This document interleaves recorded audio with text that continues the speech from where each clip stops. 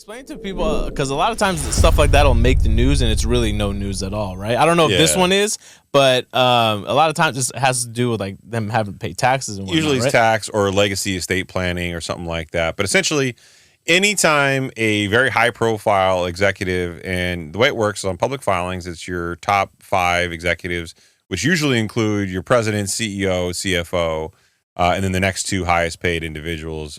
If they're not, usually it's your top 5 earners.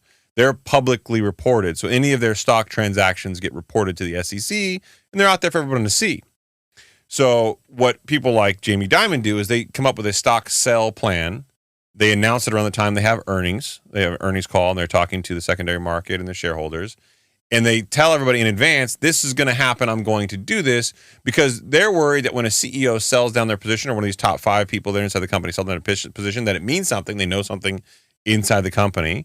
Insider trading could be a concern, stuff like that. And there's windows of time when they can and can't do that.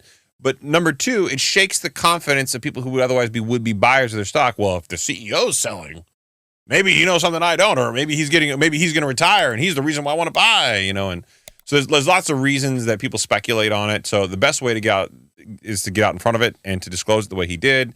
It just so happens to be at an interesting time in the economy. But I think it says a lot for a man who hasn't done it in 20 years to be selling now, and the overall current economic position of the country. Right, exactly. And especially given the take that he says in this article from Yahoo Finance, JPMorgan CEO Jamie Dimon suspects Fed may not be done raising rates amid stickier inflation.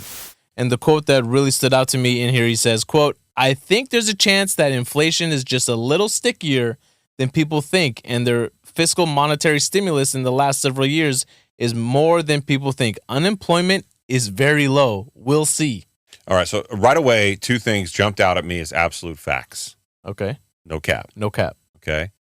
Number 1, JP called him up. Jerome Powell called up. Jamie Dimon was like, "Hey, yo, JD." JP to JD. JP in the house, yo. Yeah. He's like, "Yo, holla at your boy." And he's like, "All right, what you need?" And he's like, "Well, I'm going to come out sounding kind of dovish. I need you to get out there and sound kind of hawkish, because we got to lay that pipe." Yeah, exactly. So it's good cop, bad cop. Oh, that's what they're doing. Yeah.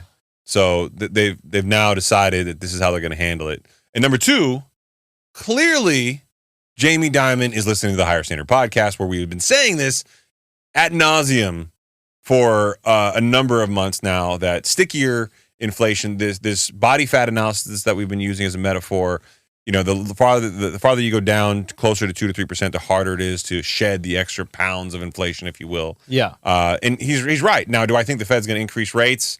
If you go by the overwhelming probabilities by the Chicago Mercantile Exchange, Bloomberg's World Interest Rate Probability, and just the overall rhetoric, I don't think so. But there is so much that's unknown. The last GDP print versus this one, you got geopolitical events, you got unprecedented government stimulus that's unwinding, but then you got unprecedented government spending coming up for what at least is 1 or not 2 wars going on. So there's a lot that could happen, that could change this, all before an election year, where all this stuff will be stigmatized and talked about a lot in the news.